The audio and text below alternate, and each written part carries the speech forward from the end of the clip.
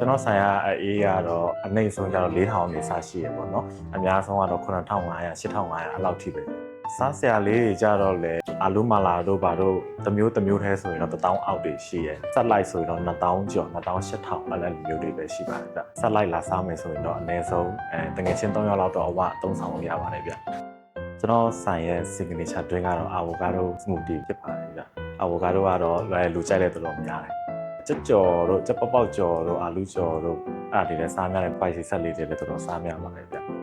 အခုနောက်ပိုင်းကျွန်တော် menu တစ်ထပ်တိုးထားကြတော့အတီး2မျိုး3မျိုးအဲ့လိုမျိုးတွေဖြော်တဲ့ဟာတွေလည်းပြန်ရတာပေါ့နော်အတီး3မျိုးဖြော်မယ်ဆိုရင်ဥနီပန်ဒီတရက်အဲ့ဒါလေးတွေလည်းရပါတယ်ဗျအတီးစစ်စစ်နဲ့ပဲဖြော်ပေးတာပါခင်ဗျအစပိုင်းကျတော့အောက်ထပ်ပဲဖွင့်လာတာအောက်ထပ်မှာကျတော့အခုကျင်းနေပေါ့နော် customer တွေကြာလာတဲ့ခါမှာကျတော့အဆင်မပြေမှုတွေရှိတဲ့အတွက်ကျွန်တော်ဆိုင်အပေါ်ထပ်လေးပြန်ချဲ့ထားတာပေါ့နော်ချဲ့ထားရလဲလပိုင်းလေးပဲရှိပါသေးတယ်ဗျဒီဆိုင်မှာကျတော့လူငယ်တွေတော်တော်များများလာဖြစ်တယ်ဗျတက္ကသိုလ်စက်တဲ့အကြောင်းသူအကြောင်းသားလူငယ်လူလက်ပိုင်းလေးတွေတော်တော်များများလာကြတယ်ဗျ